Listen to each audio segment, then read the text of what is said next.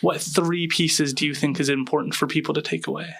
Well, you've really put me on the spot there. 3. I think we came up with 8 conclusions, but if I had to think of 3 off the top of my head, I would say number 1, we compartmentalize water in terms of understanding, in terms of monitoring, in terms of management. And as water flows from mountaintop to the ocean, it's going through multiple jurisdictions across multiple boundaries and is overseen by multiple different agencies.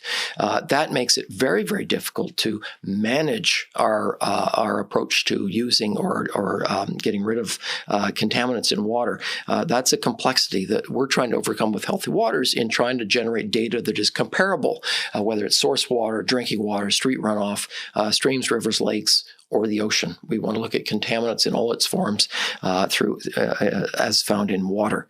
That would be one thing. The other one is that we have a very limited toolbox to understand water quality when it comes to fish. And even though we have environmental quality guidelines available for some contaminants, we don't for most. And this makes it very, very difficult to understand how we should manage pollution or pollution discharges. And probably the third one I would put out there is that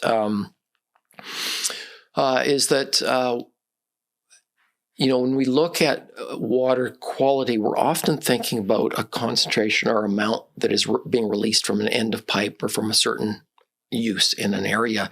The problem is that we don't know how to put together all of those different parts into a cumulative effects rendition. In other words, if we've got 100 homes along a stretch of river, you might say that the septic release from one or the herbicide used to get rid of dandelions in one is not going to be harmful to that stretch of river.